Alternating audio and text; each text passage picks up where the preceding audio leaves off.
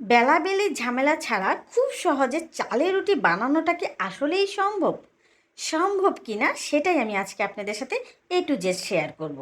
আমার এই ভিডিওটাতে ইউটিউবে 17 মিলিয়ন ভিউজ ক্রস করেছে। সেই ভিডিওতে অনেকে আমাকে প্রশ্ন করেছেন চালের গুঁড়া দিয়ে এইভাবে রুটি বানানো সম্ভব কি না। এই জন্য আমার মোস্ট রিকোয়েস্টের একটা ভিডিও আজকে আমি আপনাদের সাথে শেয়ার করতে চলে এলাম। এবার চলেন বিসমিল্লা করে মূল রেসিপি শুরু করি। এখানে আমি বাজার থেকে কেনা চালের গুঁড়া ব্যবহার করছি, শুকনো চালের গুঁড়া।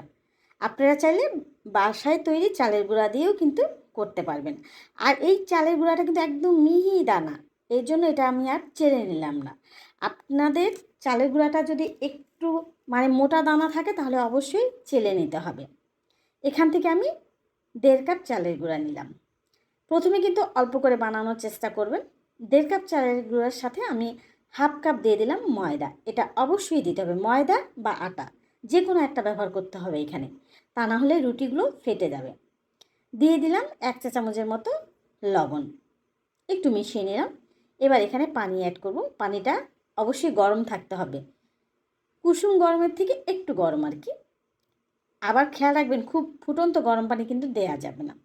এখানে আমি যে পরিমাণ পানি ব্যবহার করব এটা কিন্তু শুকনো চালের গুঁড়ার জন্য কিন্তু এই পানিটা আমার প্রয়োজন হয়েছে।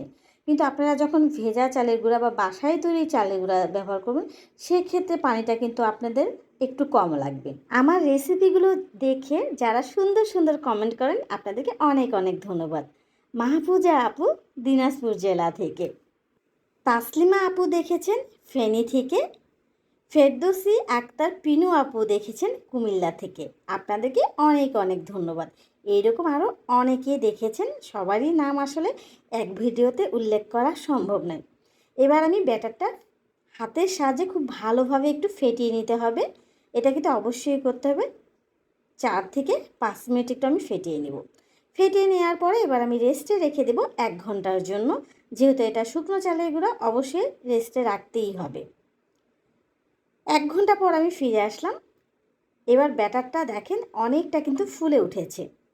এখন আরও কিছু পরিমাণে পানি অ্যাড করতে হবে। এখন আমি আরও 1/4 কাপ পানি অ্যাড করব। চালের রুটি কিভাবে আপনারা সঠিক পদ্ধতিতে সংরক্ষণ করবেন সেটার রেসিপি কিন্তু আমার চ্যানেল ও পেজে অলরেডি আপলোড করা হয়ে গেছে। আপনারা চাইলে দেখে নিতে পারেন, ডেসক্রিপশন বক্সে লিঙ্কগুলো দেয়া থাকবে। ব্যাটার আমাদের কমপ্লিট হয়ে গেছে। এবার চুলায় চলে আসলাম। পরিমাণ মতো ব্যাটার দিয়ে দিলাম তাওয়ার মধ্যে। তাওয়াটা আগে গরম করে নিতে হয়েছে। এবার আলতোভাবে একটু ছড়িয়ে দিব, খুব একটু চেপে চেপে দেয়া যাবে না। তারপরে অপেক্ষা করতে হবে। রুটিটা যখন অপর পাশে কিছুটা হয়ে আসবে তখন কিন্তু রুটিটা উল্টে দিতে হবে। এই পর্যায়ে চুলার আঁচটা মিডিয়াম টু লো হিটে থাকবে। আর যখন রুটিটা আমি উল্টে দেবো তখন চুলার আঁচটা হাই করে দিতে হবে। এই যে দেখেন রুটিটা কিন্তু অপর সাইডে হয়ে গেছে, এই জন্য 4 সাইড কিন্তু সুন্দর উঠে আসছে। এবার আমি উল্টে দিলাম। এখন দেখা যাক চালের রুটি এইভাবে হয় কি না। সত্যি কথা বলতে চালের রুটি কিন্তু এইভাবে হয় না, সামান্য একটু করে ফোলে, খুব একটাও ফোলে না। আর দেখতেও সুন্দর না, আবার খেতেও কিন্তু খুব একটা ভালো লাগে না। চালের রুটি দেখতে যেমন সুন্দর, খেতেও কিন্তু সেরকম মজা।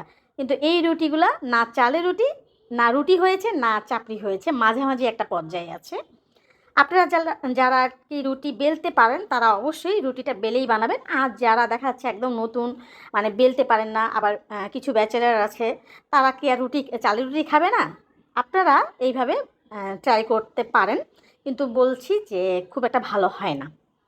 আপনাদেরকে একটা রুটি বানিয়ে দেখালাম। আমি আরও একটি রুটি আপনাদেরকে এবার মানে দেখাচ্ছি। দেখেন এই রুটিটা কিন্তু তিল পরিমাণও ফুলে ওঠেনি। এটা একদম চাপড়ি যেটাকে বলে সেটার মতন হয়েছে এই রুটিটা। ঠিক আছে, আমার এটা কিন্তু 2 নাম্বার রুটি। প্রথম রুটিটা সামান্য একটু ফুলেছে। এবার আমি 3 নম্বর রুটিটা দিলাম। এই রুটিটাও সামান্য একটু ফুলবে। এইভাবে করে কিছু রুটি আমার ফুলেছে, একটু করে ফুলেছে, আবার কিছু রুটি টোটালি ফুলেনি। এই জন্য আমি বলবো যে আসলে চালের রুটি বেলেই তৈরি করা সবচেয়ে ভালো। তবে আটা বা ময়দা রুটি আপনারা কিন্তু এইভাবে পারফেক্টলি একদম ফুলাতে পারবেন। আটা ময়দা রুটি খুব সুন্দরভাবে কিন্তু বেলাবেলি ঝামেলা ছাড়া আটা ময়দা রুটির আপনারা বাসায় তৈরি করতে পারবেন। সেটা রেসিপি কিন্তু আমার চ্যানেলে অলরেডি দেয়া আছে, চাইলে আপনারা দেখে নিতে পারেন। এই যে দেখেন এটা সামান্য একটু ফুলেছে, একটু চেপে চেপে ফুলাতে হয়। চালের রুটি খেতে তো অনেক মজা, কিন্তু এই রুটিগুলো চালের রুটির মানে ধারের কাছেও যেতে পারবে না। স্বাদ তেমন একটা ভালো পাইনি, তারপরেও খেয়েছি, ফেলে তো আর দিব না। আলহামদুলিল্লাহ, মাংস দিয়ে খেতে ভালো লেগেছে। এই যে দেখেন, আর এগুলো কিন্তু ভাজার পরে অনেকটা নরম, সুন্দর নরম থাকে, কিন্তু একদমই শক্ত হয় না। কিন্তু ওই যে বললাম না, রুটির মতন আর ফোলে না, বা স্বাদটাও তেমন পাইনি আর কি। আচ্ছা যাক, সবাই ভালো থাকবেন, সুস্থ থাকবেন। আবারও বলছি যে যারা রুটি বেলতে পারেন তারা অবশ্যই বেলেই রুটিগুলো বানাবেন। আজকে তাহলে এই পর্যন্ত, সবাই ভালো থাকবেন। আল্লাহ হাফেজ।